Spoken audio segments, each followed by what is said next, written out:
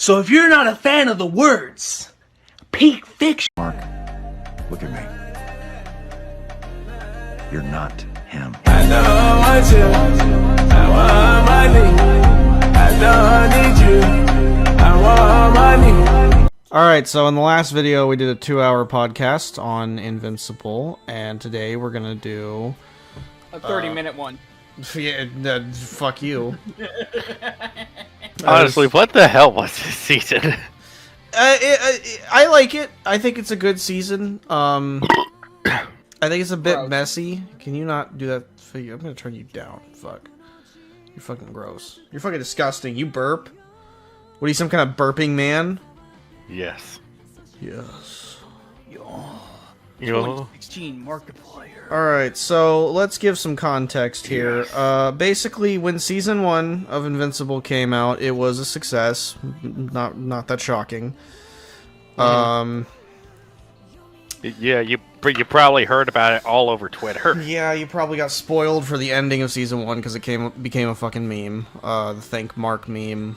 And a bunch of other memes, like, look what they need to do to get a fraction of our power, or the fucking... what's the other one? The fucking... That's the neat part, you don't. So, bit of a hit. Now, Mark, let me break it down for you. When I was talking about Debbie being a pet, I meant that literally. So,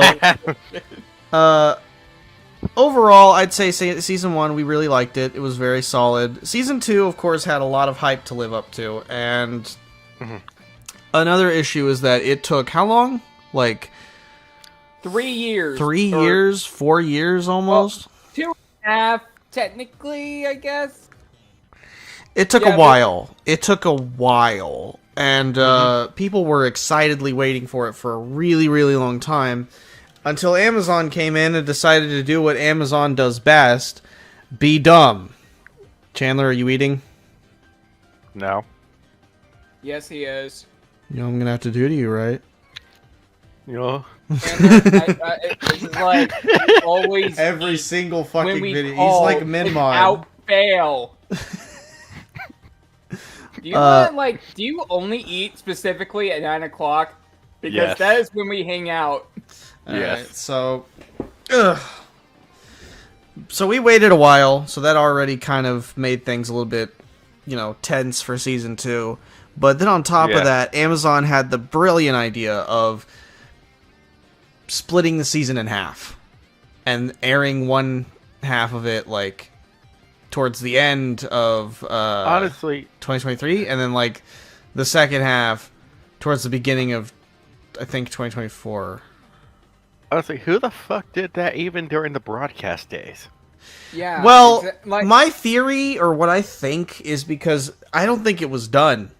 I think they wanted to get it out early to satisfy people, but in the end, what that actually did was it hurt the show's ratings. Yeah, at that point, you're trying to appease to both the binge watchers and the weekly hypers, and in the end, you satisfied no one. Yeah, that was a new trend of streaming services trying to do that, but then they realized, oh shit, this is not working, so we're not going to do this again. I will say, as of right now, and apparently according to comic readers, this is the weakest part of Invincible. So that, as well as the weird airing schedule, as well as the long wait time, really, really did hurt this season's reputation. So I get why a lot of people don't like it.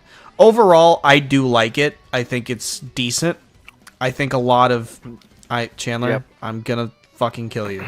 I'm actually... Yeah, but look, the hype... But with Season 1, but with all that time between the seasons and the hype of Season 1 to live up to, it felt like stage fright, Yeah. Mm-hmm. Well, the weird part is that it actually... So kind of my issue with Season 2, and just to go ahead and spoil... Not much fucking happens. Almost nothing meaningful actually changes in the story. Nobody really dies. They kind of do the boys thing, where it's they dangle the possibility of people dying in your face, but it doesn't really happen. Yeah, but they backtrack on that. Yeah. What changes in this season, Mark like- is more traumatized. And motivated, I guess. Yeah. Donald, But that's like at the start. Donald gets some development. Rex's redemption, I think, is the only thing that really changes meaningfully in this season.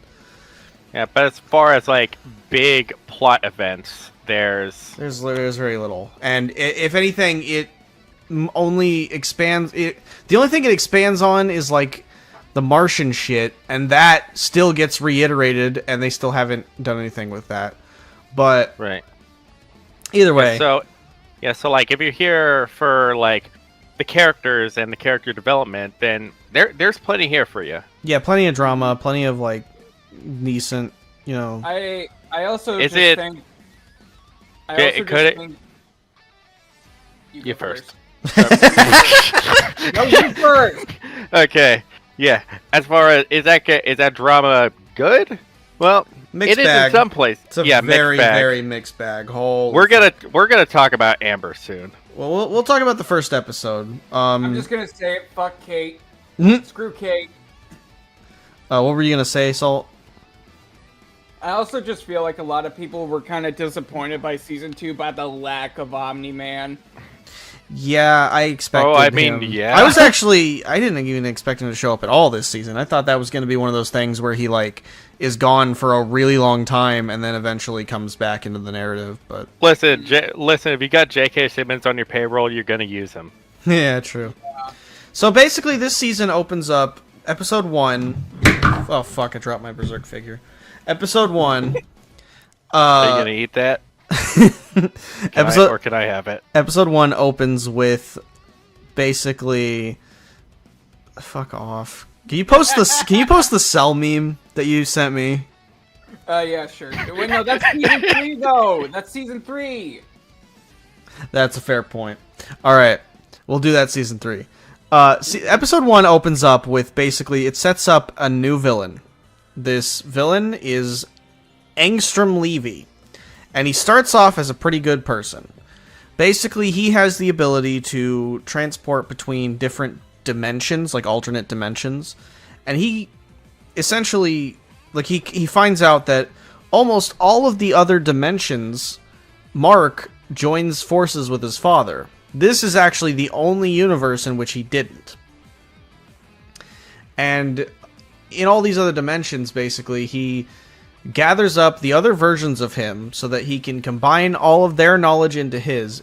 He breaks the Mahler twins out of prison to do this, so that he can build a machine that'll help him combine his knowledge with all of his clones, all of his other alternate dimension alter egos, so that he'll have knowledge on how to fix every single individual problem.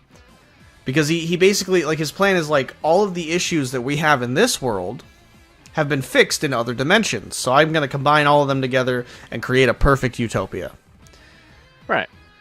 So, Kind of like Mikhail from Spider-Verse. in Yep. a sense. Sounds reasonable. so he breaks the Mahler twins out of prison. And I think what I like about this episode is it kind of shows you, like, verbatim, what was only really teased in season 1, and that's the morally gray writing. Because this entire situation, it's really hard to fault anybody. Because you got Angstrom Levy, who is a well-natured man with lots of ambition, and he sides with the Mahler twins because there's literally nobody else who can do what he's trying to do. But the Mahler twins are not known for being particularly honorable. They're very, like, arrogant, very, like, narcissistic. And Yeah, they're really bad video reviewers. They also, like, they know how this game is played. They've been doing this for a long time, so they will kill people in order to defend themselves, or if they're a threat. And also just don't have to pay money or something, I don't know. And then you got Yeah. Cecil and Invincible, who have no idea what this guy's trying to do, but they know he's working with the Mahler twins, so it can't be good. And Right. so, basically, the way this episode unfolds is that Mark tries to stop it, even though he has no idea what's going on. And in the process, the Mahler twins are, like, ready to kill him. And Angstrom Levy doesn't want them to kill him, because he doesn't want his utopia to be built with blood. So he impulsively, while his brain is getting fucking scrambled, as he's combining his knowledge with all the other clones, pulls the helmet off in the machine, it blows up, and as a result, Angstrom Levy becomes a supervillain. He becomes the brain chair Wojak. I can't even be mad at that. He does. Like, the Mauler twins, they build him this big-ass machine, and he fucking destroys it because he doesn't want it to be built with blood. But in the process, as he, like, turns into the big brain Wojak, his brain gets fucking scrambled, and now he actually becomes, honestly, my favorite villain in probably all of Invincible, save for Battle Beast, if he counts as a villain.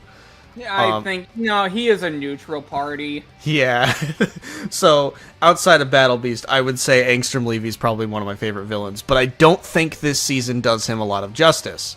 Because if you're expecting... Because this setup, I mean, it was really good. It had me excited for Invincible. This was like a badass, like, villain backstory. And then we never see him again until the final episode. Yeah, and so We saw him in the episode 7 credits. Episode 7, he shows up. Episode 4, he shows up in a suit because he bought a suit so he could go fight Mark. So, but yeah, I would say honestly, and this is partially like because I watched season 3.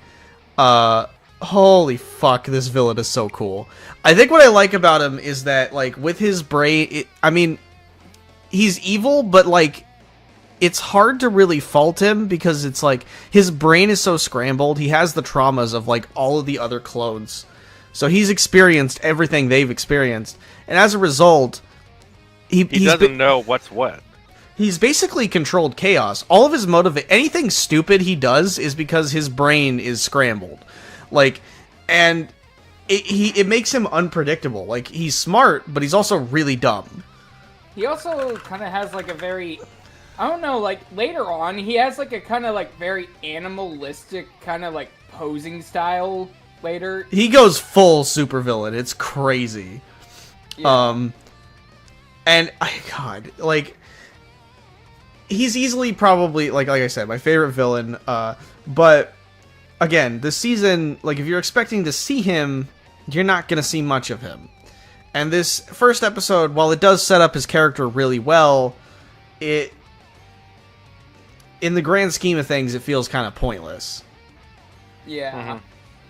Mm-hmm. That's not everything that happens this episode. Basically, like, Mark is depressed because his dad's a colonist, and he's saving the day, and it plays some Radiohead music. Nothing quite like Radiohead music for when a character's down on their luck and having. I think just gonna play Death Grips. This isn't BoJack Horseman. But fucking, he's like, which, by the way, I did burst out laughing when they played Karma Police because I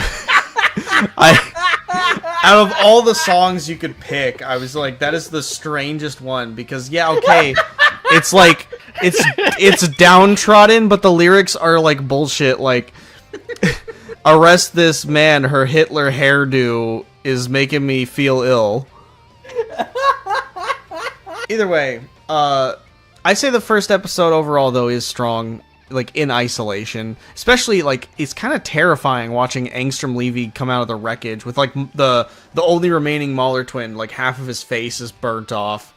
And, like, the Angstrom Levy comes out covered in blood, and his fucking brain is massive, and he's, like, freaking the fuck out. I think it's a very creepy scene. It gave me chills the first time I saw it. Yeah. This man is living in, like, a perpetual state of like you know how, like, you're having in like a weird trip dream and then suddenly you're woken up. Yeah. This man lives in a perpetual state of that. Yeah, it can't be fun. Mm-hmm. I don't have, the thing is, sucks though, it sucks we don't see more of this guy. The thing is, because of that, I don't have much to say about the first episode because it's like,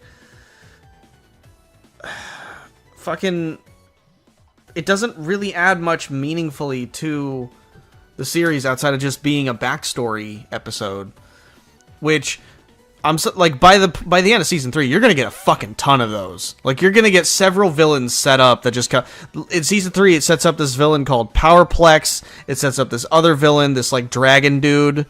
It's set like there's so many villains in this show that to the point where it almost feels, and this even happens in this season, Angstrom Levy feels insignificant.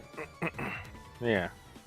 Yeah. So like, how would you guys have used Angstrom Levy if you were to write season 2? My main change would just be literally just I would cut back and forth between Mark and Angstrom Levy, and I would try to make their journeys parallel. I would usually I would just introduce him in the second half, and then just kind of go from there. Because the first 2 to 7 episode, episode 2 to 7 for the first half, then introduce Angstrom Levy around you know what I mean. Yeah. Mm-hmm. Because I mean, for a first episode, because you compare this to the first episode of the last season. The first episode, you watch the Guardians of the Globe die, and then you have this whole plot of Mark wants to be like his dad, which sets up meaningfully for the finale, where it's a lot of things in the first episode parallel with the finale really, really well. I don't think this has the same cohesion. Yeah, because this was mostly about Mark trying to find his purpose in life. He's trying to get back into the super, because he feels so guilty over what Omni-Man did that he's trying to get back into the superhero gig. And Cecil's telling him no, you need to fucking chill. Yeah, and he goes to a fucking planet. Not gonna talk about that one bit. Then he gets traumatized, gets dumped, and then Angstrom Levy shows up again. Yeah, we'll talk about that. I don't know. It's a little all over the place. We'll take it character by character, and I'd say Mark's arc is probably first on the chopping block. Basically, Mark is probably the most interesting character this season. Mm-hmm. One of the most interesting, for sure. He goes through a lot of shit. Obviously, he's very crushed by the end of season 1. And this season somehow finds more shit to just dump on his lap. But, as we said, the thing is, with the whole Angstrom Levy thing, he doesn't even know about Angstrom Levy. He doesn't even really know that he came back to life and that he's searching for revenge. And that, to me, is kind of... I mean, he didn't know that his dad was a colonist for most of season 1, but he had a bond with his dad. There was at least some relevance there. So, Omni-Man had a meaningful arc throughout season 1. In this season, like I said, there's no connection. He doesn't even know Angstrom Levy exists. So... I don't even know if Mark's universe has its own Angstrom Levy. Well, that was, I think, Mark's universe, Mark's Angstrom Levy. That one in particular. Oh, okay. But I don't know. Fucking anyway, we're harping on that too much. Basically, a big deal of this is Mark now is honest with Amber, so things are going good with Amber. Yeah. We'll talk about her because I got plenty to fucking complain about. But he is trying to go to college with her, but it's still the superhero life is still getting in the way and making it hard for him to still have a it's the same problems in season 1, only now there's honesty. He's not just lying to her. So you got that. Debbie is depressed, so Mark is handling that. And then halfway through the season, he ends up going to another planet, a bug planet. We'll and talk then about that. He gets roped up into the Viltrumite War and forced to be... He basically inherits his dad's responsibilities, but he doesn't do them. We're doing a lot of... We'll talk about that right now. Well, I'm exclusively talking about Mark's. He has a lot of shit dumped on his lap. Right. And yeah, we should probably talk about it as we go along then. Yeah. But for a great deal of this, Mark is just like absolutely fucking miserable, and he goes through thing after thing after thing, continuing to catch L's. But a lot of it is him trying to prove himself to Cecil that he is trustworthy, that he's not like his dad. He's not like his dad at all. And that he is worth being a superhero. And a lot of it is him trying to right his father's wrongs. So, I don't know. How'd y'all feel about Mark this season? I think this kind of cemented Mark as a great character because, like, I didn't feel like he was able to shine that much in season 1. Like, there were still some really charming bits in season 1, but like, this is a mostly Mark-focused season, so I feel like he was able to really stand out this season. Yeah, and you know I get that because in season 1, Mark just got his powers. He's a small fish in a big pond. Of course, there's going to be a lot of more experience around him. It's funny. It's funny. It's funny you mentioned fish. Yeah, because in the very next episode, fucking okay. A lot of like Mark actually gets dubs this season. Like, he's starting to move up in the world now. Like he fights a fish. A giant fish monster, because the fish people are upset that I guess Omni-Man killed Aquaman, or whatever the fuck that fish guy's name was. After Cecil forced him to get into a marriage with a fish. Yeah, but they changed customs. So, okay, so for the context is that the fish people's custom is that they killed the king, so now Mark has to marry the queen. But they're like, no, that's fucking no. We don't do that anymore. So instead, you have to fight this giant fish creature, but the fish creature gets free and starts killing the fish people, so Mark kills the giant fish creature and saves the fish people. And it's like, that's why I was kind of confused by why people didn't like season 2, because I was like, that episode was fucking that's exactly why I watch Invincible, is like monsters of the week, like a quick monster of the week story where Mark goes and saves the day, but he does it in a comical, entertaining, kind of funny way. Yeah. And he fights this giant fucking fish creature and beats its ass. And then I think he defeats it by just knocking it down a chasm. Yeah. Yeah, that's like one of the things I love about Mark is that he's like both. I don't know if he's really brawn and brain because. Well, no, he's quite. Well, he's socially stupid, but when it comes to fights, I would say he's pretty smart. Yeah, exactly. He usually is very good about using the environment around him to defeat his enemies. Like when he beat the fucking monster in season 1 with the electric, like, wires on the power lines. I love that. I love that stuff. That is like I do like just like punch on punch fights, but like I also do like fights that also, okay, how can I use my brain in this one? Yeah. Right. And Invincible has a lot of that. So, I mean, that's a lot of what we get here. What? Go ahead. Did we ever learn what he's even studying in college? No. Yeah, there's a part in the final episode of this season where he literally talks about that, where I think Debbie's trying to talk him into staying into college, and he's like, why the fuck would I stay in college? What can I do? Be a doctor? Be a fucking lawyer? Be a fucking dentist? Like, what would I do with my abilities?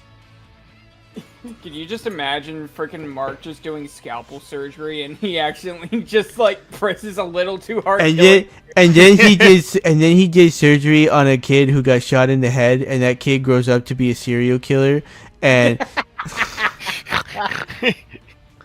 okay, Mark is a lawyer, Your Honor. I'm invincible.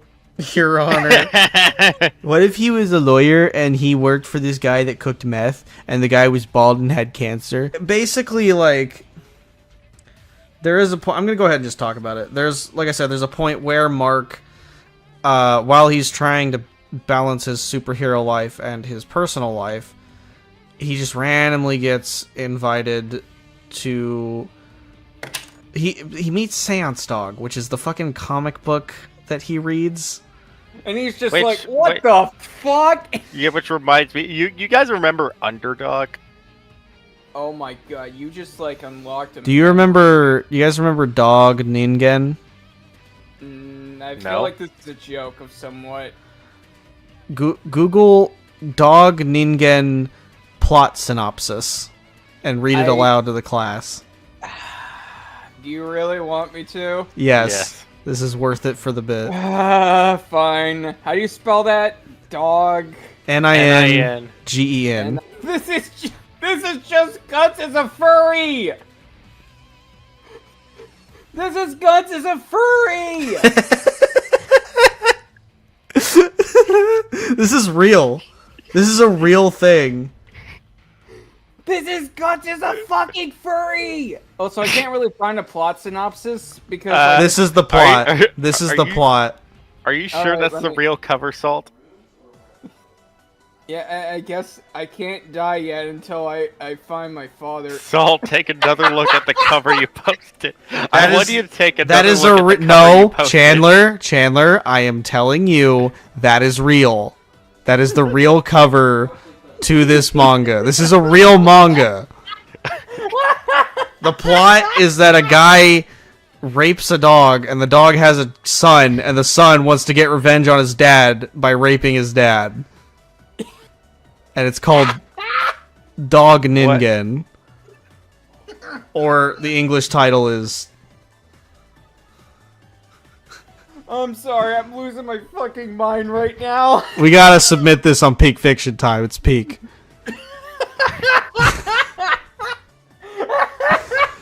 Back to Invincible. There's a point where Mark meets Seance Dog, but it's actually just a fucking bug alien that transformed into Seance Dog because it wants to talk to Mark and it knows that he likes Seance Dog, which is like his favorite comic book story. It's his One Piece, you know? Right. It's and so he basically is like, hey, I got people on my planet, they're kind of in trouble. So Mark goes with them, and it turns out that on his planet he actually wasn't in trouble yet, but it was actually just Omni-Man. Yeah. Yeah, and which completely took me off guard because I didn't expect Omni-Man to show up again until like way later. But here he is. Yeah. Yeah. Yeah. okay, Gabe, remember the bit.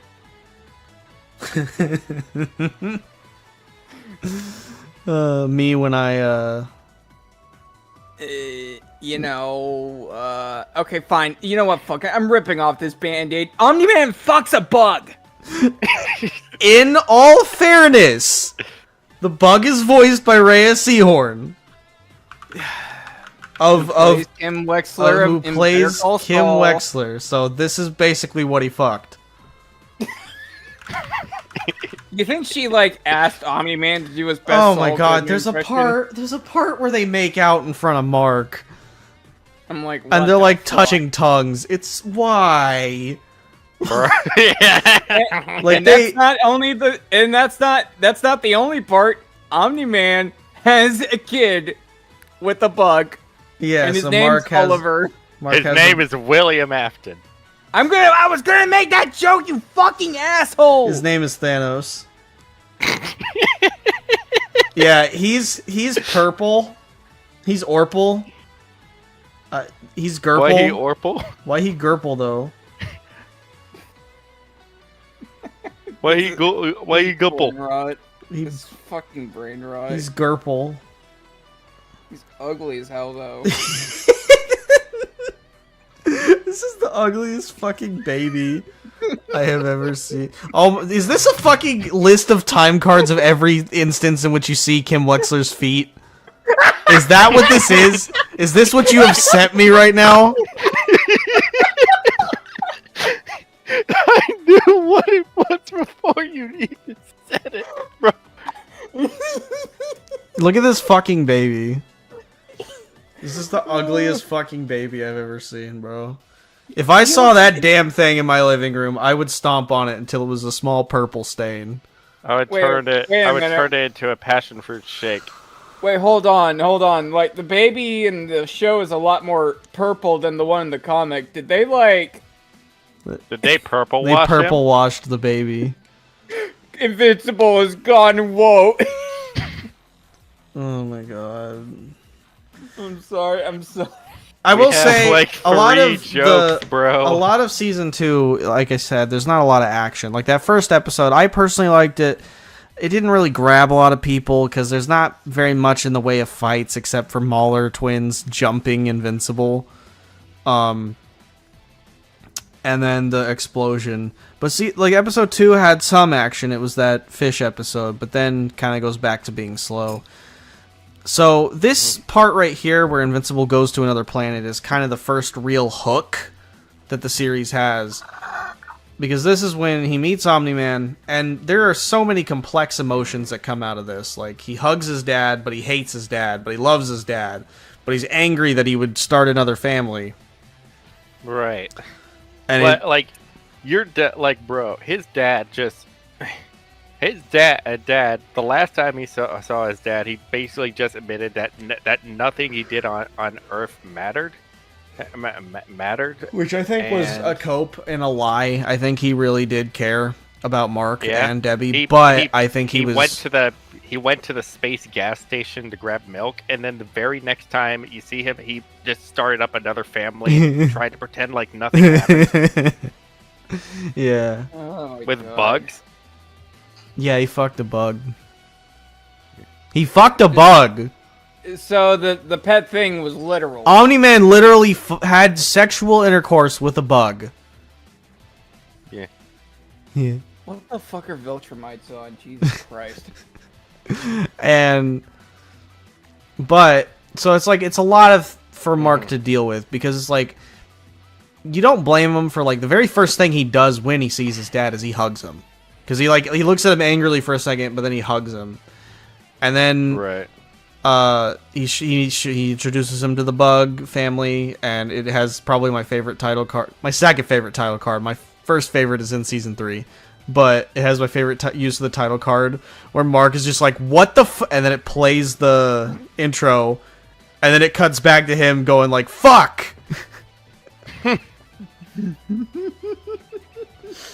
Oh my god.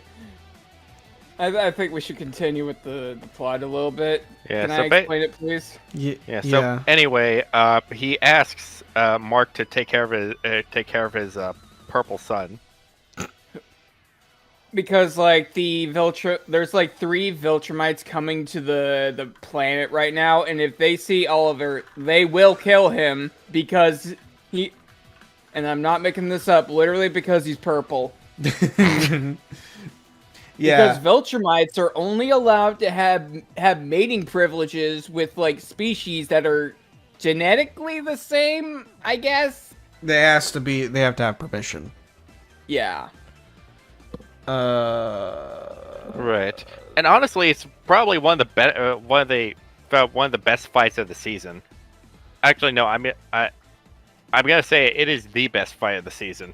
Yeah, there was one bullshit part though. There was one kind of bullshit part where like Omni-Man like guts this like one Viltrumite, but like then this Viltrumite like leaps across the damn fucking planet with his freaking intestines out. In all fairness, Viltrumites are built different. In all fairness, it's Steve Harvey. he can survive anything. Yeah, there's like 3 or so Viltrumites that come down to the planet and attack because they realize that Omni-Man left his post. So they track Omni-Man down, and yeah, it's fucking brutal. Like, right. You got one that's voiced by, don't fucking say it, Gray Delisle. Yeah, and then there's one voiced by Clancy Brown, who Damien Darkblood. But he's not doing his Mr. Krabs voice. He's doing his fucking Longfang voice from Avatar. Longfang. Lex Luthor. Longfang was a better role, and you know it. Look, No, but Lex Mr. Luthor Krabs comes out sometimes. You can hear it. Only when he yells. Yeah. But, yeah, like, in terms of, this is probably the peak of the season in terms of, like, action. I mean, I do think the final episode's very good. Mm-hmm. But this part is, like, crazy. Like, you got this one lady who, like I said, she's voiced by Gray Delisle, and she's got, like, a ponytail. I'm gonna kill you, Salt. She's got, like, a ponytail that can, like, slice people up, and I think there's a part where Omni-Man literally grabs her by the ponytail and fucking throws her. Yeah.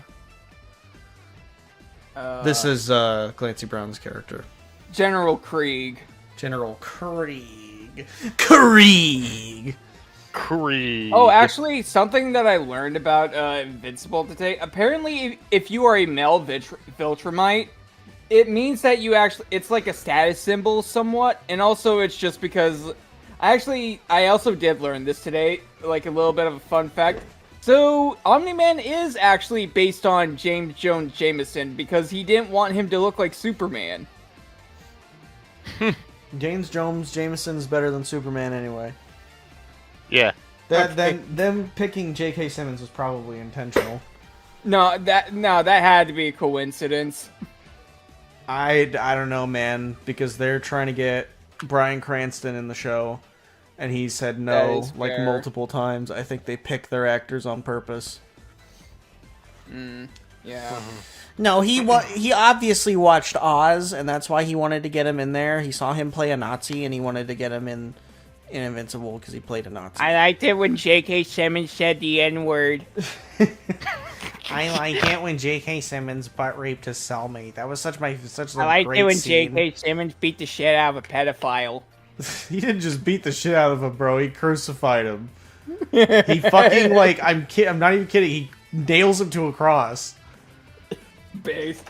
Detroit. Yeah, I gotta show you guys Oz. That show's great. Anyway, back to Invincible. Back to real peak fiction. So I mean, this part, honestly, like, there's so many things I love about it. I love. So like, Hold this was on, a hold on. very. Hold on. This was a very What? Go ahead. Let me kill you. narrow fight. I think Invincible and Omni-Man managed to kill 2 of them, right? Yes. Basically, like, so there's so many things about this fight that I think are good. First of all, I want to say, I think, and a lot of people say that the animation is a step down. These people are dumb. The animation is pretty fucking good in this season. I think it's mostly just like the wait between like the seasons. Like, just people have not noticed. Like, how the hell do you not notice the animation upgrade? Yeah, that's what's fucking crazy, is the amount of people that say, oh, the animation got worse. Motherfucker, have you not been paying attention to Season 1? Did you not see Episode 4 of Season 1? Or Episode 8? The fucking episode that everybody loves has some of the worst animation in the whole season. Yeah. This, at the very Can least... we talk? Hold on. Let me just finish what I was saying. This, at the very least, the CGI looks a little bit better. There's no, like, repeated, like, looping frames. There's no ugly-ass, like, dead birds falling down. Jesus Christ. I was that so about to good. bring up the space laser and the birds. Fucking, like, at the very least, it is visually decent for a great chunk of it. Now, I will say that a lot of points... 400 billion taxpayer dollars spent for a PNG. I will say that a lot of points, it does suffer the issue of, you can kind of tell that they animate the characters first and then put the backgrounds on after. Because there are various points where characters don't really interact with the background that well. And that gets even more noticeable in Season 3, I would say. But, like, it looks fine. Like, I don't understand why people are acting like it's so visually atrocious and getting so angry that there are famous actors in this show. Like, you compare this to literally any other major Western cartoon we've got going on, and not everything's gonna look like Arcane. I think it's okay. Yeah. Hell, they even play. Hell, they even play at a joke about cutting quarters in animation in one of the episodes.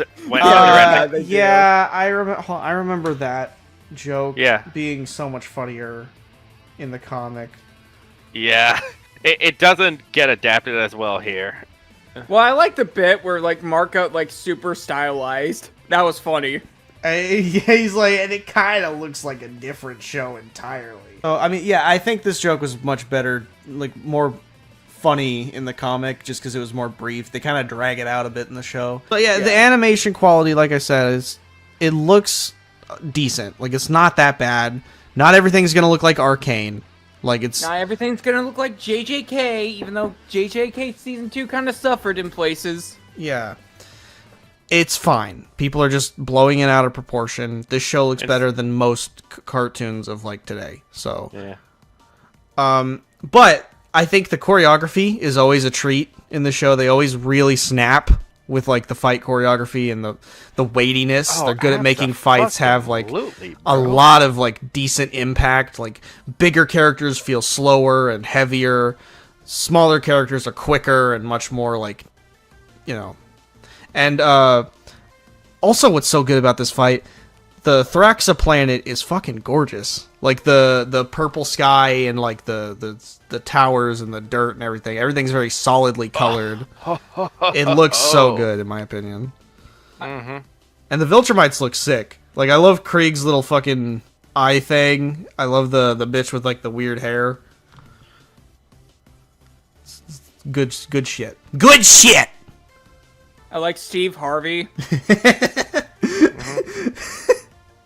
I gotta post it in the chat. You didn't even actually post like an actual image. That's just a Photoshop.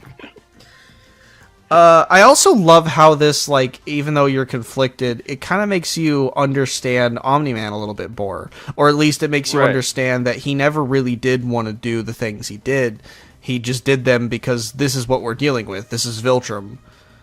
And the Viltrumites, they're not fucking around. They're not flipping around! I think like one thing about I did watch like kind of a lore video. Like Viltrumites have like a very very awful childhood. I mean, they kind of operate like a more controlled version of Vikings. Yeah. Where they have that belief that, like, only the strong will survive. But then they add eco-fascism on top of it, where they're like, we have better technology, so we can share our technology with weaker races, and they can just be a part of our empire and worship us. And if they don't, we'll kill them. But we can help them. So that way we're justified morally for you know, colonizing them. I think you're just insecure, buddy. Like a mix of Roman colonism and actual fascism. Yeah, I Which mean, it's basically a Kind mix. of the same thing. It's a sorta. mix between the Romans and the Vikings, but in Yeah. space, and they're supermen. So I would say, yeah, it's very effective. Omni-Man gets captured. You really, like, Mark literally stays there for a whole month trying to rebuild the civilization. And he takes his little brother back home with him. And then we get Oliver, this ugly Gerple baby. And then like that one Thraxan lady just like in that past month, but now she's old and about to die. Bug pussy. We don't even know her name. It's just Kim Wexler Bug. So, Yeah, but right. Okay, so like Kim Wexler's dead. Who's gonna be the mother now? Of course, Debbie. And I feel like we need to talk about Debbie in this season. you want to talk about Debbie or Amber first? Debbie, of course. All right, we'll talk Right. about Debbie, then we'll talk about Amber. So, he gets home, brings the baby back to Debbie. Debbie, we should say, has been having a fucking moral crisis for, like, the Right. whole season. She's been having Yeah. panic attack. There's a part where, like, the house gets put back together, and she's moved back in, but one of the cabinets isn't working. It just won't, like, stay shut. It just keeps opening back up. And I remember there's this part where she freaks the fuck out and just, like, slams it and breaks it off the fucking wall. Yeah. And I think that's symbolic of her life. Her whole life has been destroyed, but then it's been put back together, but it's not the same. Yeah, it's a ship of Theseus now. Yeah. Kinda like Cecil. Yeah, like. Okay, so. Oh, basically, you know what? That's a good parallel because we'll talk about Donald. There's, like, this really, like, sad part where Debbie goes to a support group that Olga invites her to. Oh boy. And she realizes, though, that she doesn't relate to any of these people because all of them have their heroes have died, but her husband isn't dead. He just left. So Yeah, in fact, all of them there are like the partners or spouses of the heroes who Omni-Man killed. And one of them finds out about that, and it's like, on the one hand, what he says is really cruel. Like, he tells her not to show up to the groups anymore, tells her that she's feeling sorry for herself and that she should have stopped him and she should have known who he was. And all that's really shitty, but on the other, it's like hard to really blame him, considering his wife was the Green Ghost and he lost someone he cared for. And so... Yeah. Everyone's been really emotional ever since. Yeah. And so it's like Mark doesn't know what to do with his life. Debbie hasn't even tried to really come to grips with it. She just tried to move away she from just it, kind of like it never happened. she's a wine mom now. She's been drinking herself into a fucking coma. Oh my. Mm-hmm. Yeah, that personality kind of comes through in season 3 somewhat. Yeah. But I like her arc because like it's basically when Mark brings back his little brother that she kind of realizes what she needs right now. Where like they kind of accept like, okay, Dad dumped his fucking mistakes onto us once again, but we can just make the most of it. We're used to it. Like, this is just how we live life. So she tries to raise this bug baby, and there's multiple points where Cecil is like, hey, give that to us. We have ways to raise it. And I love that, like, she's like, I'm not letting him get raised in a lab. And then Cecil's like, we drew clouds on the ceiling. As if that, like, has any, like... we got, like... Yeah, we got a dinosaur bed.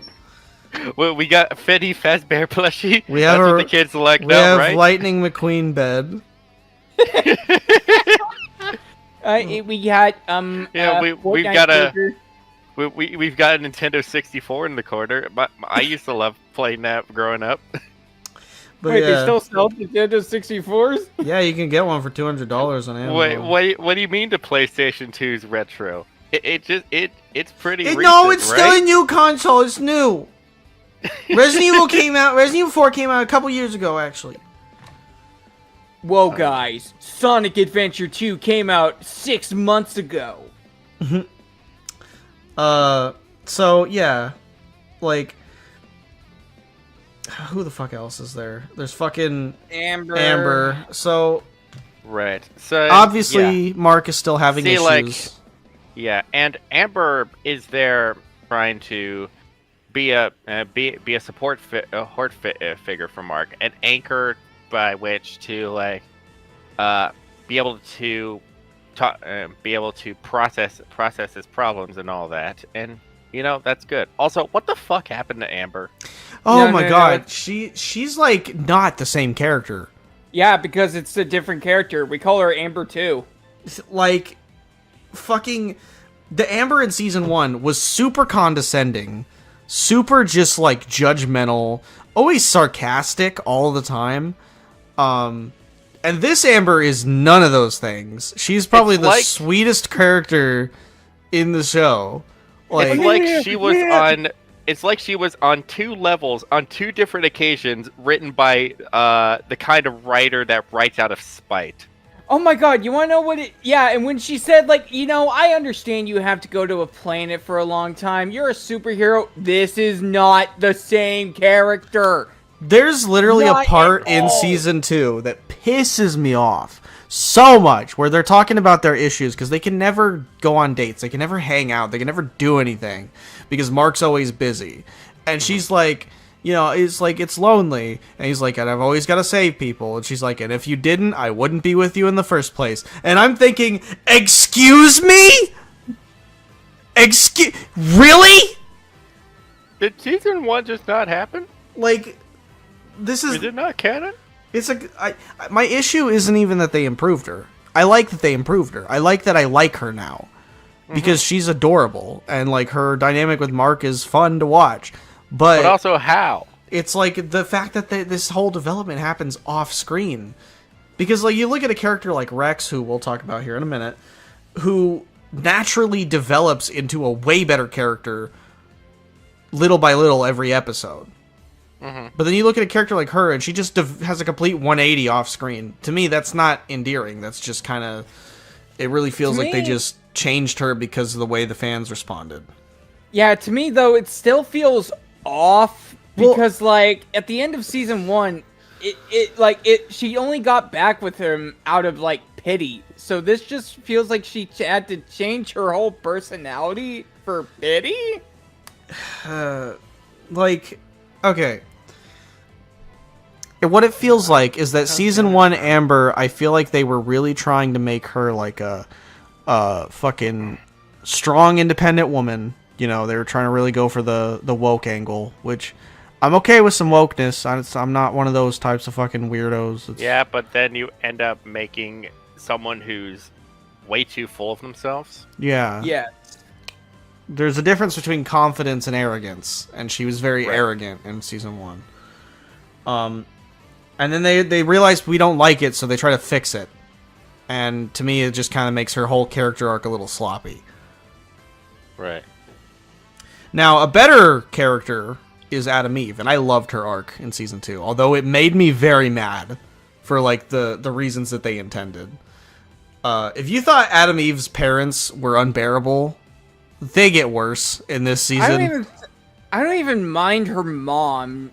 I hate her dad, though. I fucking hate... And, like, once she gets back to, like, her parents' house, he works at Burger Mart now. He's like, I don't want your money. And then, like, once Adam Eve comes back to his house, he has, like, that stupid, like, look who came back. Yeah, He's so the worst They character. just gave her a mega dad. As we established, Adam Eve in season 1, she ran away from home because her parents were being assholes. They told her to forgive Rex for cheating on her. Then no, she goes on her own. She starts saving people of her own volition, builds her own home in the middle of the woods. And she's still doing that.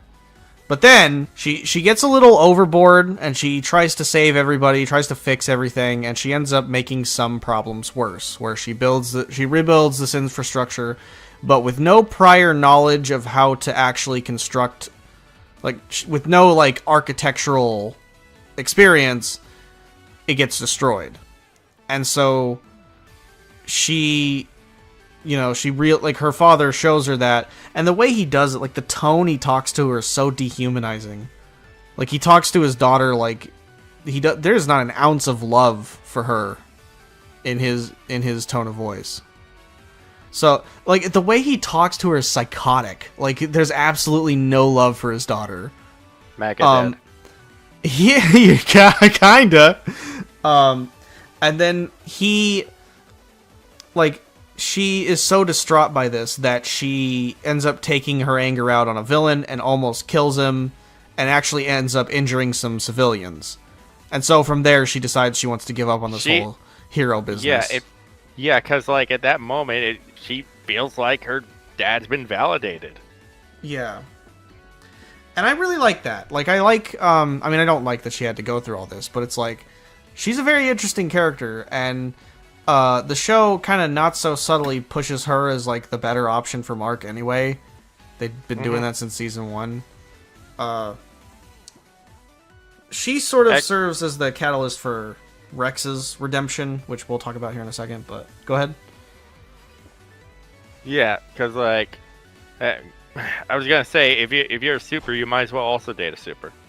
Yeah, and yeah, which was why Mark and Amber was never going to work, as endearing as their season 2 relationship was. I'll say I think the romance in general in this show is kind of just not that good.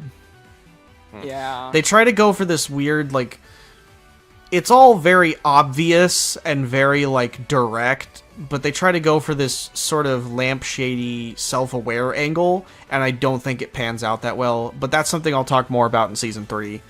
Hey, isn't this flirting kind of cringy?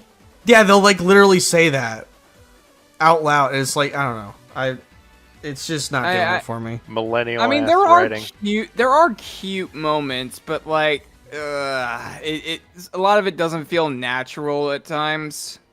Yeah, it feels like the writers acknowledging it's kind of cringy. It feels lampshady.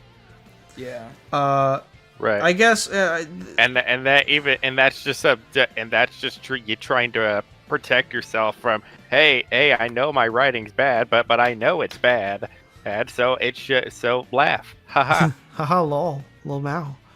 But we'll talk about that in season 3. This Adam Eve arc is kind of the catalyst for Rex's redemption because oh boy, because he basically finds out that she left, and so he tries to talk to her. And I love this part because she's like annoyed that he's there because she thinks like, "What are you here for? What do you want?" And he's like, "I'm not here to ask you to I'm not here to ask you to rejoin. I'm not here to get in your pants. I'm not here to do any of this shit. I'm here because you are clearly going through something because there is no reason you would come back to your parents' house. And so I'm here to basically ask you what the fuck's wrong." And it's like it's bare minimum, but it's like basic empathy from Rex, which is crazy. Yeah. And then this guy's a human being. So she decides, okay, you're right, I'll go back. She and a bunch of other heroes, including this Martian guy that has been, if you remember from the last season, one of the Martians fucked over one of the astronauts and then got on the ship disguised as an astronaut. He tries to join the Guardians of the Globe, and they already know he's an alien, which is funny. They figure it out really quickly, and then he like reveals it where he's like, "This may be," and he's voiced by Sonic the Hedgehog too.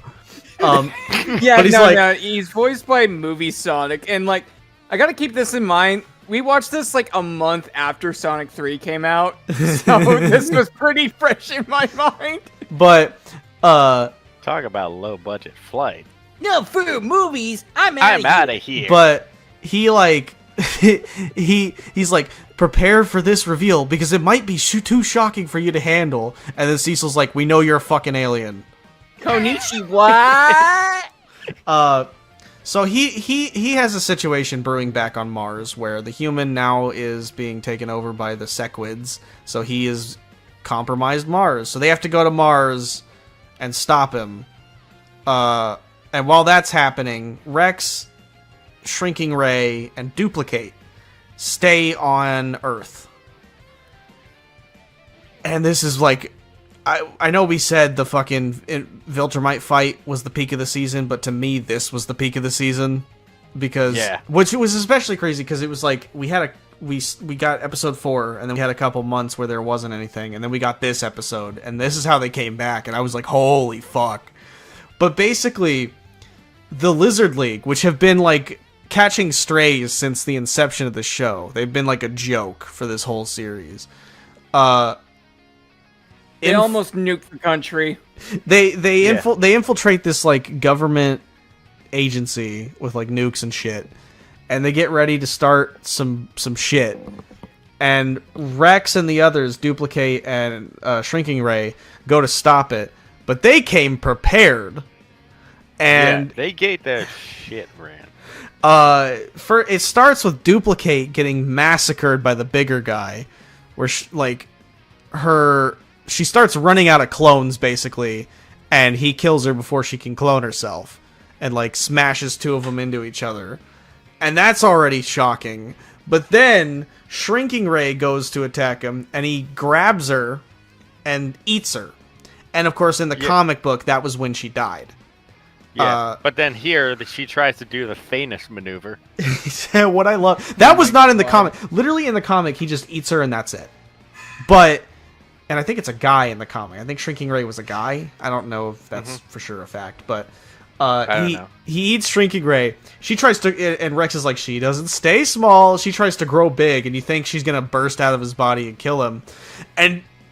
It's like stretching his neck out, but then he just like really fights to keep it down. You hear her blood, like gargling blood and like getting crushed, and then like blood pours out of his mouth, and he grins. He's like, "Yum!" And like the absolute fear in my face. I when I saw that, I was like, "Oh my god!" Like, That'd be one of the worst ways to die. Wow. Just wow, bro. I gotta find the fuck. I was this basically. Yes. I was also like the Steve Harvey like gif, like where he opens his eyes. Oh my god. Okay. Can I say something about the Lizard League? So I kind of had like a freak out for a minute when like one of their like previous leaders was like voiced by, he was like this like dumb looking guy, but he was voiced by fucking Megatron from the War for Cybertron. And there's another series. character that's voiced by Optimus Prime. Yeah. His name was Fred something, but I can't. I was like freaking out, like, oh my god, that's Megatron, and then he just gets shot in the head. Yeah.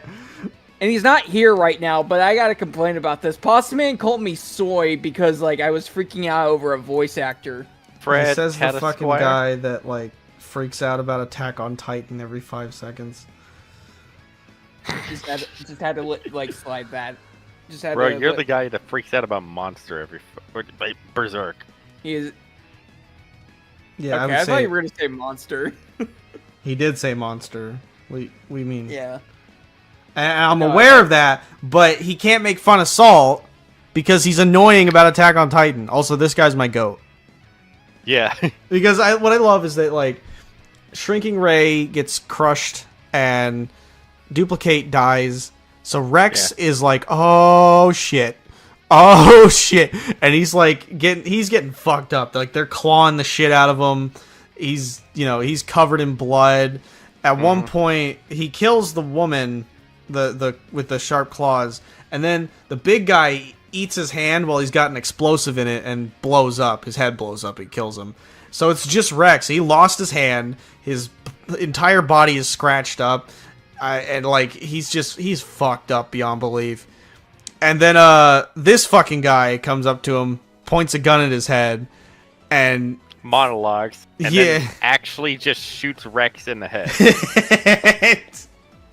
what I love is that it's my profile picture, is that Rex dodges it. He gets shot in the head and his brain just dodges it somehow. And then you think he's dead, but he gets back up. He's like, I can't believe you shot me. And then he like punches this guy in the face with his bone. He just goes completely bonkers on his ass. And like a last stand and type deal. And so from that point forward, because I kind of hated Rex up until this point. I thought he was fucking annoying. But this part came up. All of a sudden, Rex is my goat. Like I'm spending this whole section like rooting for him. Like, holy shit, lock in, Rex, get their ass. Yeah.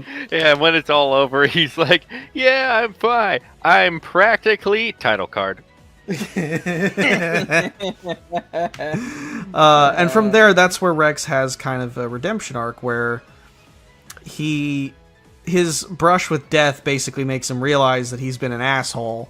So he tries to be a nicer person. And also getting shot in the brain. Yeah. And Not that he had one to begin with. I fucking love Rex, man. I love him so much. He's like, he fights this guy that can't speak English very well. And it's like he's kind of throwing himself in death's way more because he feels like he really needs to prove himself as a hero. Kind of similar to Invincible. Yeah, there's not much else I could say about Rex as of right now, but just fucking what a great character. This is why I like Invincible, is characters like this. Right. You love to hate him until he fucking locks in and suddenly he's like a fan favorite. I know, right? Like, he was always funny, but like he got annoying, but now he's goated and funny. Yeah. Like before he was like he was like the comic relief asshole, but now he's the the goated asshole. He's him. That's what he is. He's him. He's him. He's slowly, finally becoming him. But what I'm noticing this pattern. This is the case for all 3 seasons, not really to spoil. Episode 5 is always the best one. Every single time, episode 5 is always the best one, or close to it. And then episode 7 is... Well, actually, not much happened in this one in episode 7 this season. Really, it's like the whole stretch from episode 5 to 8 is like... The first half is like okay, and then the second half is always better than the first half in every Invincible season. Mm-hmm. And then 8 is great, but also has some parts. Yeah. Well, episode 8 hasn't come out of season 3 yet at the time of this video, so we haven't seen that one yet. So that's still... So the pattern's still to be seen. But episode 5 is when it like gets real every single season. Like, especially in season 3. Oh my god, season 3, I can't wait to get to that video. Either way, we got a few other characters to talk about. Cecil, there's not a lot to say about him this season. Yeah. He's Cecil. It's Cecil, guys. The same Cecil you know. He's fucking badass. He's still being a badass. But also, being the bed that he is and wants to kidnap a child that looks like Purple and do experiments on him. Yeah, he's a badass, but also a utilitarian jerk. Yeah, there's the only thing I can really say about him is that there's a part at the end where Mark is feeling guilty about his dad, and he says, "You're not him, kid." Which you're not him. Ugh. Yes, the way I describe Cecil is that like he's the guy who makes the the way we described him is like he's the guy who knows he has to make the hard decisions and knows he's kind of a jerk about it. Yeah. Right. There's going to be more to say about him next season, though. One thing I do love about Cecil is that he does hate what he has to do, but he's got to do it anyway because it's the method that gets results. Oh my god! I like characters like that. Oh my god, we get to talk about Donald now. Can I please talk about Donald? Okay, so you remember D.A. Sinclair from the last season, the fucking incel Ezra Miller motherfucker. Yes. Well, he was basically forced by Cecil to put Rick back together. That'd be William's boyfriend. And so now Rick is like a robot. Also, who voices Sinclair this season again? I don't know, but it's not fucking Ezra Miller. For obvious fucking reasons. So, William and Rick are kind of having some issues where Rick is feeling really existential and he's on the verge of suicide because he realizes that his body is not the same and that he can't just pretend like it didn't happen, like D.A. Sinclair didn't do. He has nightmares about it every night. And so, by extension of that, what happens with... Or you can go into Donald and his whole complex. So, Donald in this season somehow comes back to life. It's not really explained. It's kind of like just passed by. Like, they don't... Well, I mean, it is explained because... At first. At first, it's not explained. Right, so like, because it turns out Cecil doesn't just put houses back together, he also put its people back together. Yeah, so like, usually Bobby Hill, if you lock the fuck in, yeah, so he like slowly kind of realizes that, like, wait a minute, something's off. But then like, he goes into this bathroom at one point and then finds like, I'm a robot. He basically peels off his skin, essentially. And yeah, so like he then harasses Cecil to like he basically harasses Cecil about it, and then he like realizes through like he sees videos of him dying over and over again. Yeah, so Bobby blocked in nearly 37 times already. Yeah. And then, like, he has, like, a bit of, like, a pep talk with, like, Mark's friend's boyfriend. I forgot the name instantly. Rick. And, like, Mark's boyfriend. Okay, Rick. His name is Rick. Or no? He's like about to jump off this building, and like Rick is about to kill himself, but like then Donald has this talk with him, and like this is kind of the moment that Donald became one of my favorite characters. Yeah, Because like he doesn't have that much screen time, but like a lot of his scenes are really good. Like It's very good. It's basically like at first Donald has a similar arc to Rick where he doesn't know how to feel about what's going on. But then he sees the pain that Rick is going through and he remembers why he kept asking Cecil to bring him back every single time. And from there it's like he tells Rick like what like life is still worth living. Like it's not about whether or not you have a human body or not. But, like, it's also good for Donald, too, because he kind of realizes why he's doing this in the first place. Like, why he has let Cecil bring him back every time, and why he's demanded to have his memories removed.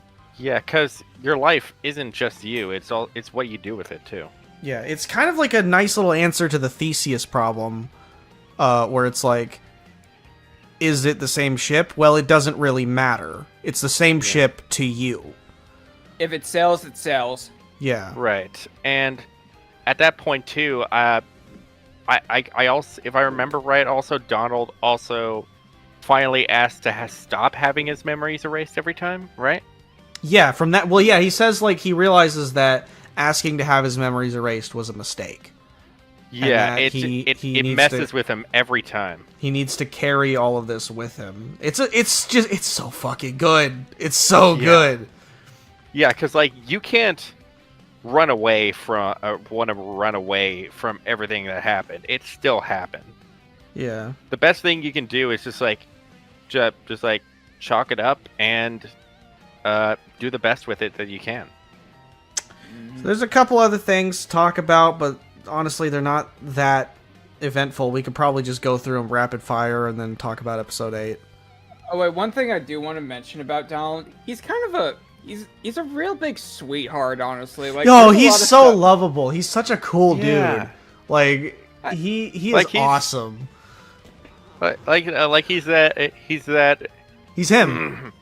Yeah, he's him. He's the bar friend. He's like that one coworker that you pass by that's just like a really nice guy. Yeah, like out of every other character in the season, he's that guy that you really just want to go to the bar with after a hard day, you know? Yeah. Yeah, All right, those are the so- best kinds of people. We're gonna complain about some shit. Well, while we're talking about the existential stuff, let's get some of the cool stuff out of the way. The Mahler twins kind of have a little arc. Oh Basically, my God. I love What this. happened with the Mahler twins? I in fucking this love season this. again? So So what happened? let me talk about it. So you remember that they got blown up by the machine when Angstrom Levy pulled off the helmet, and then only one comes out, and he's like half his face is fucked up. Yeah. Yeah. He clones himself again, but this time now they actually know who the original is, because that was a running joke, was that they never knew who the original was. Yeah. And so from there, that actually causes a problem for him.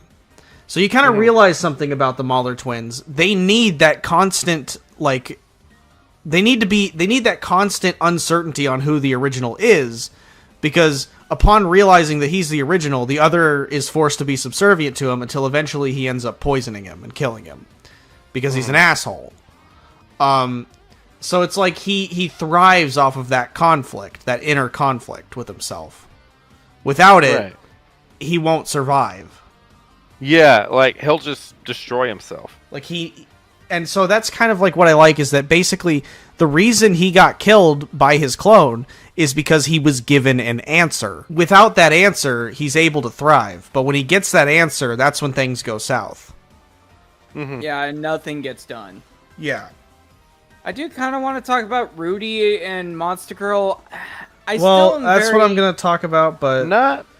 Not much happens. So, besides so this them. is what I was talking about when I said that the relationships in the series are kind of just whatever. Like, most of the season is Monster Girl just being like. At first, it's kind of cute. They go on a date. I don't really know how to feel about it. It's weird. Yeah. Like they eat burgers and they go to the movies, and it's kind of adorable because Rudy's never done any of this. So she's like showing him the pleasures of life, basically. Right. But then, like, over time, like, basically Rudy just starts being obnoxious. One thing I do like about Rudy is that he sort of struggles to speak because he has a new body. He's kind of socially autistic. Yeah. But He's that mythical 4chan gamer who's been locked up in his basement and never once ventured out in he 14 literally years. gave himself a teenage body so he could date the fucking 20-year-old lolly. It's weird. It's weird, but like I said, the date scene is actually kind of cute. That's what's strange about it. I don't know how to feel about it because she's like, they're kind of adorable. But then he starts being annoying because all he ever wants to talk about is fixing her. Because he's basically doing the whole I can fix her. And she gets tired of it. She gets annoyed with it. And then by the end, he apologizes, and I guess it was a decent little arc, but Yeah, that that was a. Nothing in terms really of like happened. relationship stuff, it's not that bad, but it's not that interesting to me. I'm going to talk about the worst part of this season, and the part that actually almost made me drop the show. So, Duplicate's not actually dead. Yeah, Okay, like we have a funeral. we literally fucking see her die, bro. We have a funeral, and we get this emotional, like, okay, before she died, Duplicate and the Immortal's not dead either, he came back, but we knew that, it's the Immortal. Yeah. I was not that shocked to see him, but, sorry, I have to fucking, he and Duplicate are fucking, and at first, to me, it felt like just something to give you whiplash and kind of make you hate the Immortal a little bit. Because, like, their dynamic is kind of fucked up. Right. Like, he's thousands of years old. She's, like, what, 20? Not even 20. Yeah. She's, like 18, 19. Yeah, the apparent connecting thread is like they die a lot. That's it. Yeah. That's the only thing they have in common. That's kind of a weird thing to get to like relate over. And so, this relationship to me felt like a joke. But Right. then the And show, even if you- after she dies, starts to take it seriously. And I'm like, why? I don't care about this. I get like one point of But like it's supposed to be like Rex getting like a taste of his own medicine, but like, did she have to date the Immortal? They don't have any it's like the worst relationship in the show. Genuinely. Yeah, like there's like I don't see the chemistry, and there's a weird age thing going on, and it's not just age, it's also power dynamic. Yeah, And he's also literally her Duplicate- teacher. Yeah, and also Duplicate is fucking annoying. She is really annoying. Like, it fucking everything about, like, I thought it seems like they're not even aware that this is bad. And they really want you to give a shit about this relationship. It's probably the laziest part of the whole show to me. And so I like this was like my least favorite part of season 2 is that it basically ruined both of their characters because I liked both of them in season 1. But like now I absolutely despise both of them and they're still terrible in season. You're supposed to be like happy that she's still alive by the end of season 2. No, I fucking hate I you was guys. so mad. I kind of wanted her to stay dead. Right. Um I mean, I guess she kept another copy back at home base or something. Yeah, the Immortals arc is weak. Like, he starts off as an obnoxious asshole, then they just kind of skip his redemption arc, and then we've already forgiven him, even though, like, he didn't really get much of a redemption Didn't arc. do anything, dog. Yeah, he just, Yeah, kind of kept being an asshole. Like, yeah, like what did he even do besides rail Duplicate and nearly go ballistic on an alien this whole season? He said something shitty to Mark in episode 1. I honestly it's- don't even remember that. It's so fucking weird. I don't give a fuck about this character. I think a lot of it is just that the season's carrying so much. It's trying to do so much at once that it doesn't have enough room for all of it. Right. Yeah. We talked about Shapesmith. He's kind of a goofy dumbass. Like Alan. We get to talk about Alan now. Yes. Oh yeah, yes, bro. So that was really good too. Basically, Alan comes back, and there's Thetis, who is like one of the only Viltrumites to ever turn against the Empire. Yeah, we don't figure that out until the end of the episode, but like, yeah. And he's voiced by fucking Peter Cullen. Let's go. But basically, Alan, and his, it's kind of funny because like it shows Mark and Amber fucking, and then it's like, okay, let's get away from that. All right, let's focus on something more wholesome. And then it's Alan, and he and his girlfriend start fucking. And so he's like, oh, okay, let's go back to Mark, but they're still fucking. And so he's like, fuck, wait. I don't know where, and then he starts just focusing on like a random one-eyed cat creature. But yeah, I like Alan the Alien. He's chill. He's a bro. Man, that whole episode with Alan was probably one of my favorite episodes of the season. I have very kind of like okay-ish opinions about Seth Rogen, but I love him as Alan. I think Alan's probably my favorite character. That or I remember you said it was his best role. I think there's a lot of like I'd say it's up there with Mantis. Yeah. I don't know. Like, I don't know. I just kind of like the chill dude. Okay. Yeah. Basically, Alan. He's just living his life. It shows his daily life with his girlfriend and all that shit, and then he gets the shit beat out of him by some Viltrumites who ask him about Invincible, and he doesn't answer them. Yeah. Then nearly gets killed too. He's hooked up to a machine, and Thetis turns off his life support in order to, I guess, Unopans can, if they face death, they either die or they come back stronger. And he comes back way stronger. I think he was like injected with Viltrumite DNA, though. I guess was he? Yeah. Either way, he put him through the Chad machine. Yeah. And I love that he like wakes up. He's like, he accidentally breaks it. He's like, "Oh, I don't think I should have broke that. That's probably expensive." And then like Thetis explains to him what's going on, and they basically start a plan to fight against the Viltrum Empire.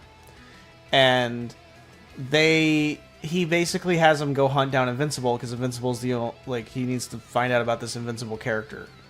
So he does, but Invincible is like, hey, I'm not going to join the war, but you can have these fucking books my dad wrote. And they're just a bunch of, like, lame-ass comic books, you know? But it actually turns out they're true stories, and they're supposed to be potential weaknesses against Viltrumites. One of them's like a planet where the gravity's really strong and the animals are even somehow... Like, they really give Viltrumites a run for their money. And then there's this one weapon that can kind of like one-shot them. Yeah. The death laser. Yeah. And so he brings those books back. back. The Gmod admin gun. He brings those books back to Thetis. And so... Yeah, like you said, it's a laundry list of ways to kill Viltrumites. And then from there, after he gives that to Thetis and all that shit, he goes to hunt down Omni-Man, who's been taken onto a ship for interrogation and execution. Right, and like, if I may say, this is like some pretty interesting retroactive development for Omni-Man, because like, this implies because like, he clearly got what really settled into his life on Earth, but knew that eventually Viltrum was going to come and to see that he hasn't pacified Earth yet, and like, well, bro, what are you doing? Yeah. And so like, he started hatching plans in his mind, and like on how to fight back, and one of those was like secretly writing methods for killing Viltrumites in his old shitty sci-fi books. Yeah. Yeah.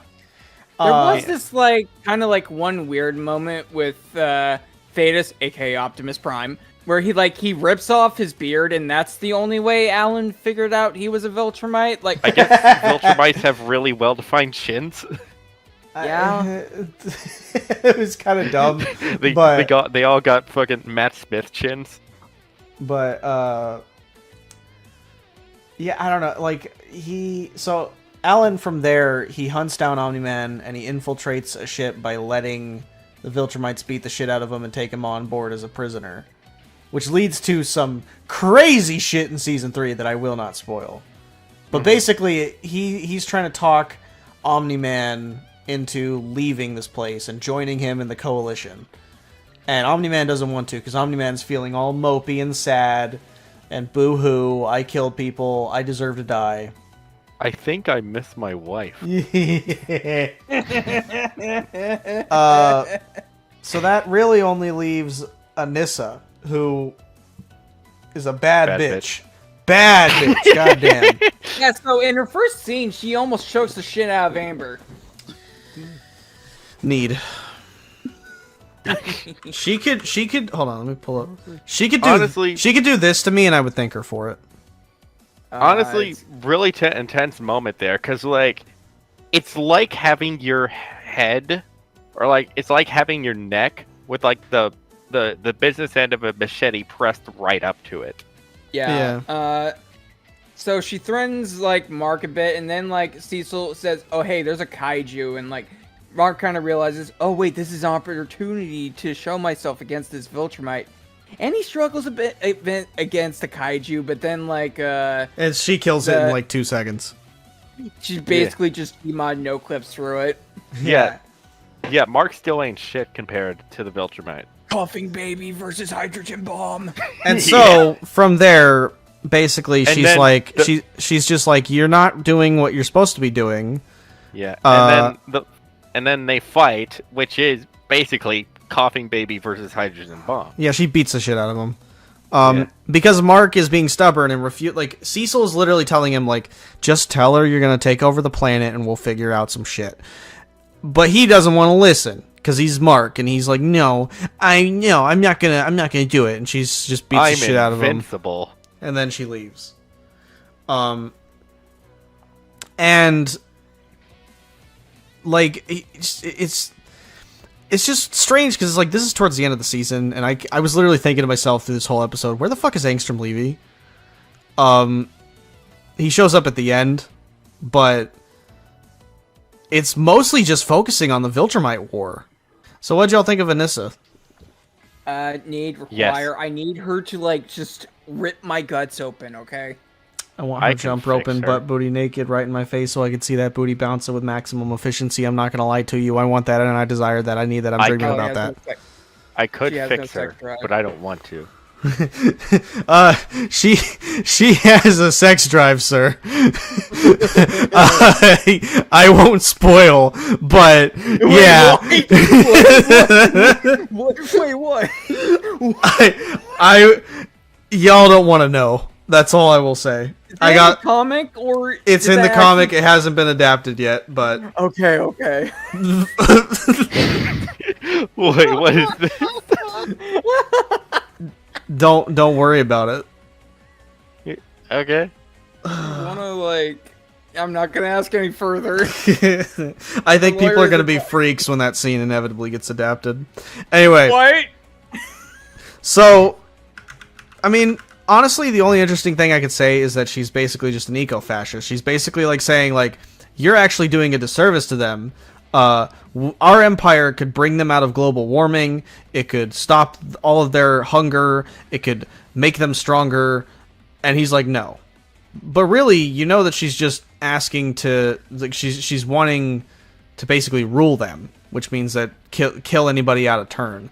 It's weird how the Viltrumites have this weird, like, line of thinking where in one breath they're like, we're gonna make your lives better, we're gonna make you guys better, but then in another they're like, your lives are short, so if you die it doesn't matter.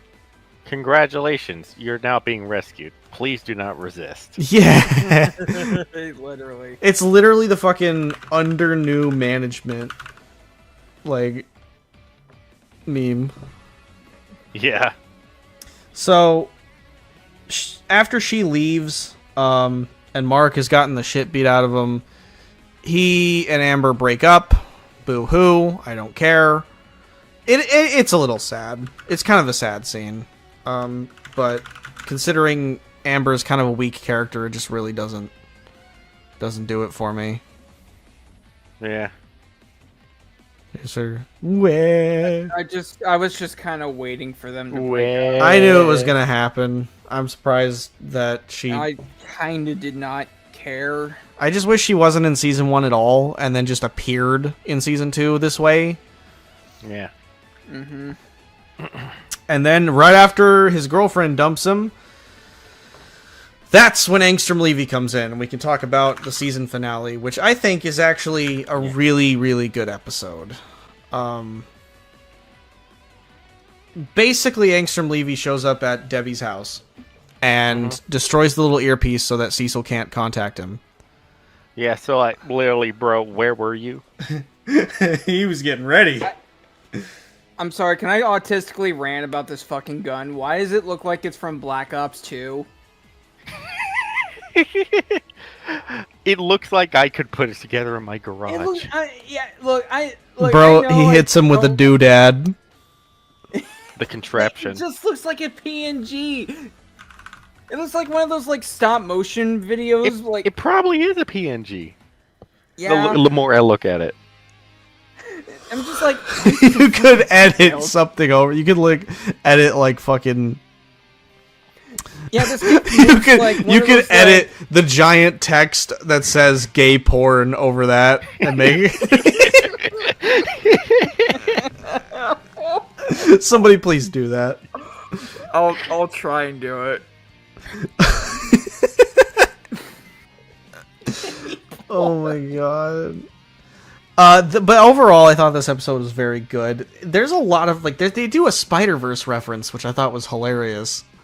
They also reference fucking Batman. Yeah, he makes fun of Batman's name. Like he meets Batman, and he's like, "You wear a suit, looks like a bat, and your name is."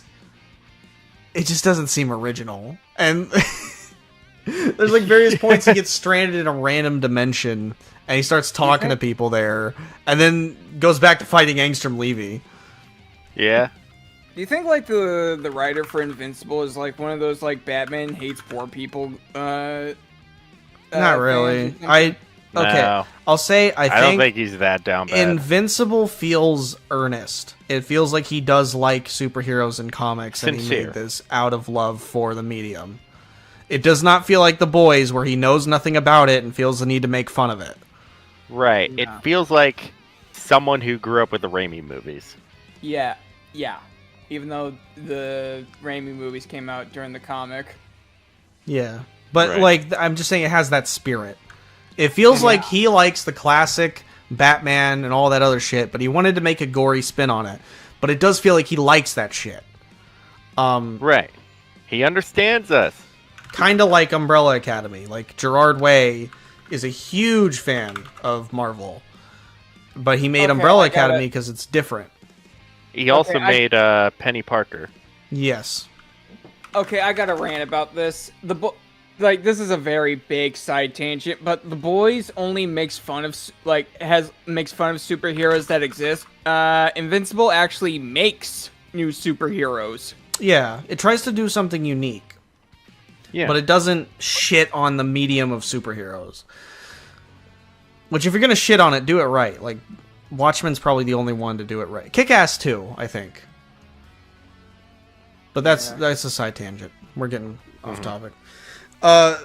This episode made me so nervous. Like, he breaks Debbie's arm, and there's like when he talks, there's like so much venom and rage in his voice. Say that again. I'm gonna kill you. Venom! Gonna burn the venom! Venom! Okay, when you're editing this, you gotta like, what the? I thought that was something else. Okay, Gabe, when like Chandler asked that, you have to add the venom noise, okay? I got that venom, not going. Stop. Oh my god. It would be so awesome. It would be so cool. Okay. There's so much anger and hatred in his voice. And the thing is, half the time when he speaks, he has no idea what he's talking about. Like, what I love is that it's one of those few instances where Angstrom Levy's motivations make zero sense, and that's the point. Like, he's like at various points, he's like, you, in all the other dimensions, you didn't hide your identity very well. Very irresponsible of you, Mark. And I'm just like, are you dumb? What are you talking What about? are you talking about? Why are you specifically trying to get revenge against this one Mark when there are like 20 other Marks that you could be killing right now? Why this one specifically? Because he turned him into that, probably. What was his plan, bro? Yeah, that's the deal. What was his plan? And he'll throw him into another dimension, and then he'll throw him back into this one, and then he'll throw him into another one, and then he'll throw him back into this one. And it's fucking funny. But what I love is, like, it's so over the top, it's so dramatic. He's like, I had all the best doctors improve my body just for this day so I could beat the shit out of you, Mark. And then... You had the Mahler twins improve your body. And then... no, after the incident, he had doctors from the other universes. They show up in Season 3. It explains it in Season 3. But they buff his body, and he's like going on about, I'm him! I'm the GOAT! I'm gonna kick your ass, Mark! So Mark snaps... Because he had, like he said, he hurt Debbie. He threatened to hurt the baby. Yeah, and this was like a very critical moment in Mark's development. Yeah, Mark beats the shit out of him. Like and what I love is that it kind of parallels the end of Season 1 when Omni-Man's beating the shit out of Mark. Now Mark is beating the shit out of Angstrom Levy. And we get the funny. Yeah, I thought you were stronger. He beats the fuck out. Oh my god, he beats the fuck out of him, and then basically kills him. Kills in quotation marks. I will not go any further, but yeah, he thinks he kills him, and then he's like freaking out, like, "Oh my god, I thought you were stronger." Because you said you were stronger. And I love how angry he gets. Where he's like, I thought you were... You told me you were stronger! It's like Goku being mad, like, you told me you were strong. You lied. I would have loved to seen, like, Mark get out of this situation, like, in another dimension. But it easily gets solved by, like, the fucking, like... version of the Guardians of the Globe from... Yeah, like Gabe said, you would have wanted to see a Season 3 that saw Mark trying to get out of this place.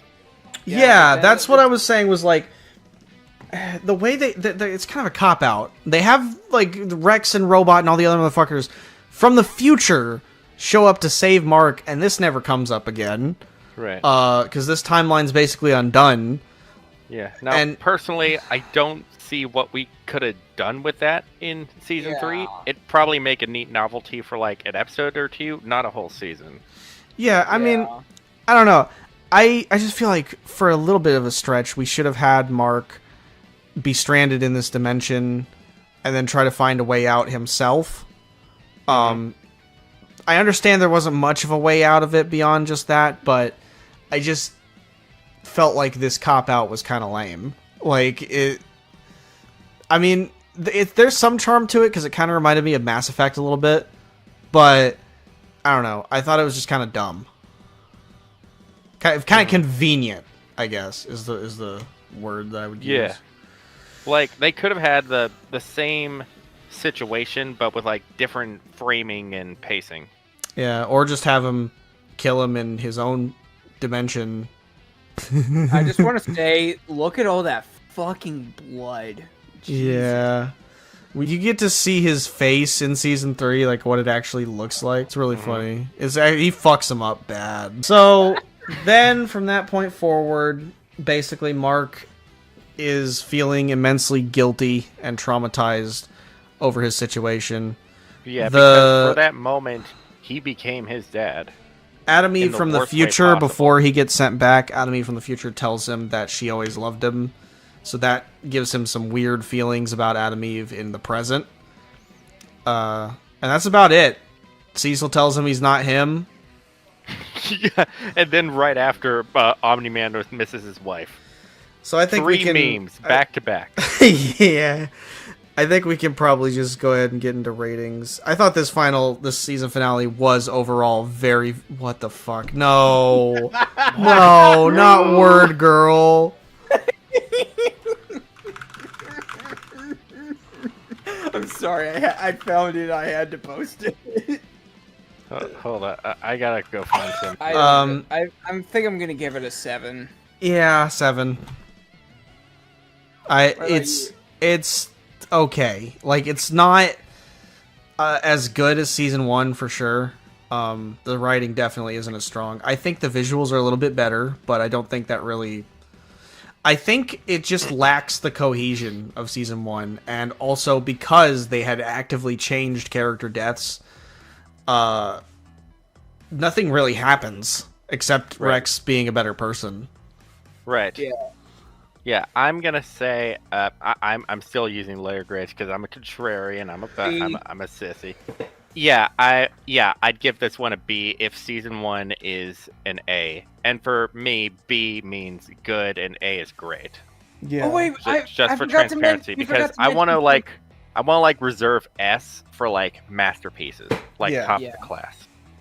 Oh wait, we forgot to freaking mention like Debbie being a badass. Like she denies all these like nannies for Oliver, and like then because they all work for Cecil, and then this one does work for Cecil. Well, in a sense, like Cecil, but she's did frank about send it. her, and she's like, you know what, Cecil sent me, but I don't work for him. I work for you.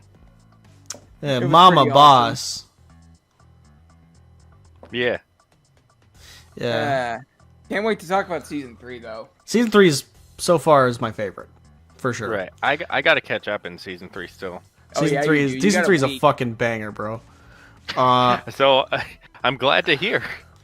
But yeah, overall, decent second season. I'm used to second seasons not being as good as the first, but I do think some of the criticisms for it are a little overblown. I get where they come from, though. I do think it's a little underwhelming compared to season 1.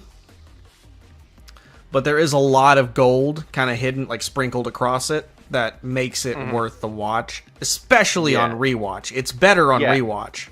Yes, like it's more of a setup season than everything, but there's still a lot of good stuff here. Yeah. Especially Rex's crash out. Yeah, for sure. All right, I'm going to turn off the recording.